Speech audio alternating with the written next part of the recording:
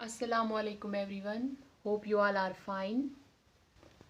Today we are going to start our new chapter, that's quadratic equations. In this chapter you will study quadratic equations and various ways of finding their roots. We will also see some applications of quadratic equation in daily life situations.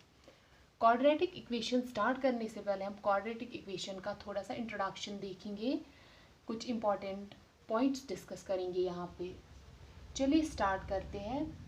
आप लोगों ने पढ़ा था linear equations के बारे में। Last chapter हम discuss कर रहे थे लीनियर इक्वेशंस के बारे में। लीनियर इक्वेशंस क्या होती है? लीनियर इक्वेशंस में जो हाईएस्ट पावर होता है वो 1 होता है। अगर इसकी जनरल फार्मूला को देखेंगे ax plus B equal to 0, यहाँ पे जो हाईएस्ट डिग्री जो थी इस वेरिएबल x की वो 1 है। सो अगर लीनियर इक्वेशंस में हाईएस्ट डिग्री 1 होती है वेरिएबल पे, क्वाड्रेटिक इक्वेशंस को अगर हम देखेंगे यहाँ जो हाईएस्ट डिग्री होती है वेरिएबल की वो 2 होती है। So here in quadratic equation highest degree is 2। Here in quadratic equation degree is 2, यहाँ डिग्री 2 होती है।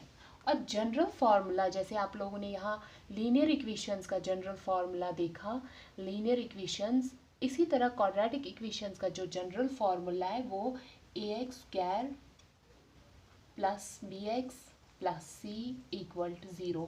यहाँ जो हाईएस्ट डिग्री है, यहाँ जो हाईएस्ट पावर है वेरिएबल का वो 2 है।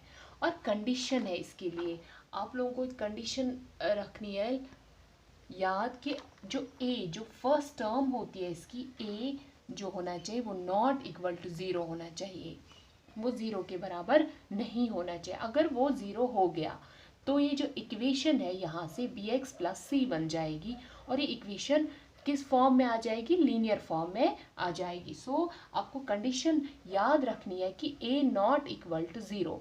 कभी क्या होगा कि अगर यहाँ कोई क्वेश्चन ऐसे होगा कि आप कोई भी इक्वेशन दे के होगी, आपको इसमें ढूंढना होगा कि ये क्या क्वाड्रेटिक है, लीनियर है, ये क्यूबिक है, तो आपको क्या करना है, कंडीशन जब आपको लर्न होगी तो आपको इससे आसानी हो जाएगी कि ये कौन सी इक्वेशन है।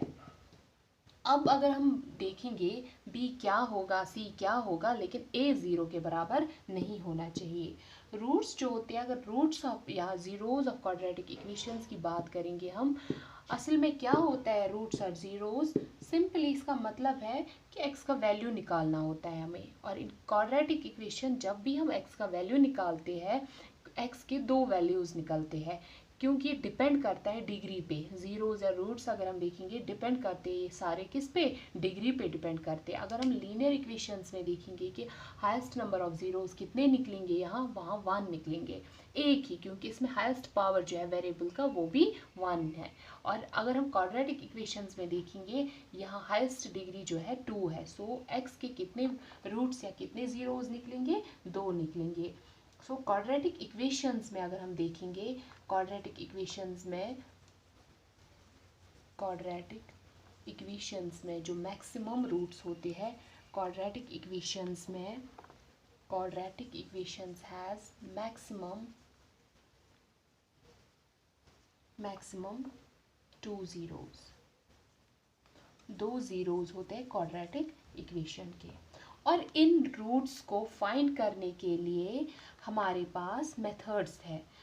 जनरली हम डिस्कस करेंगे वो मेथड्स एक एक करके। जैसे फर्स्ट मेथड है कंप्लीटिंग स्क्वायर, दूसरा मेथड है फैक्टराइजेशन, तीसरा मेथड है क्वाड्रेटिक फार्मूला। तो ये एक्चुअली बेसिकली क्या है, ये फार्मूलाज है। सिंपली इनसे हम निकालते हैं, रूट्स को निकालते हैं, जीरोज को फाइंड करते हैं। ये एक तरीका है रूट्स को निकालने के लिए।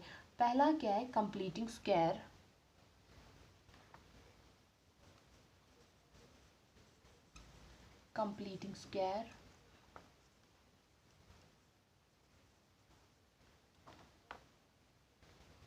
सेकेंड है फैक्टराइजेशन और थर्ड जो है वो है क्वाड्रेटिक फॉर्मूला।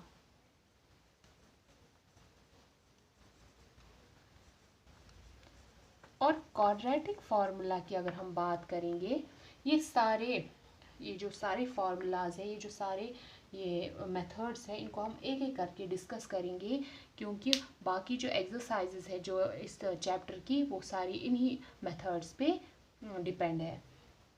सो अगर हम क्वाड्रेटिक फार्मूला देखेंगे, यहाँ एक टर्म होती है जिसको हम डिस्क्रिमिनेंट बोलते हैं।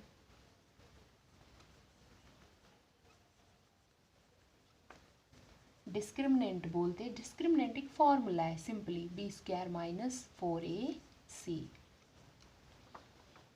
ये हम डिनोट करते हैं डिस्क्रिमिनेंट से क्वाड्रेटिक फार्मूला में।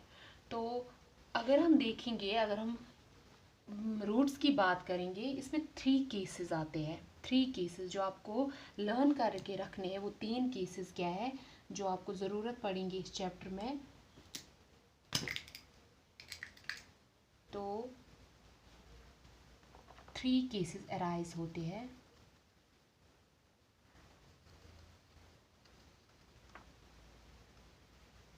पहला केस जो है वो है, अगर आपका डिस्क्रिमिनेंट, जो मैंने यहाँ फॉर्मूला दिया आपको b² - 4ac, वो हम डिस्क्रिमिनेंट से डिनोट करते हैं टर्म से, और वो सिंपली हम d से डिनोट करते हैं।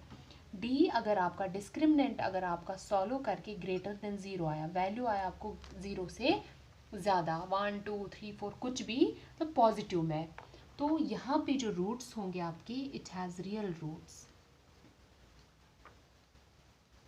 it has real and distinct roots।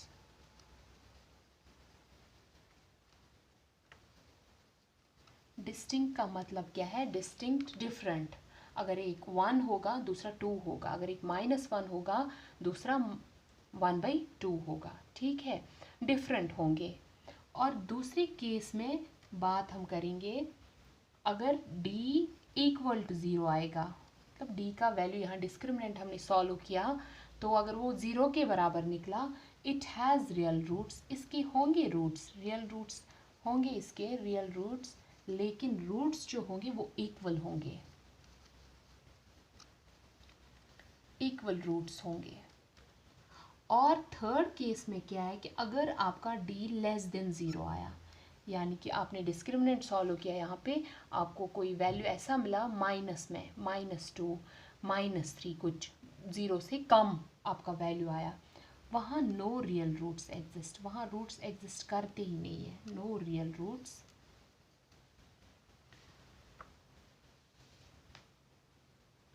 सो ये था, ये हमें डिस्क्रिमिनेंट। अब डिस्क्रिमिनेंट से आपको पता चला कि कैसे रूट्स निकालने हैं, किस टाइप के रूट्स निकलेंगे, और रूट्स को निकालने के लिए फिर हमारे पास एक फॉर्मूला है, वो ये है, x =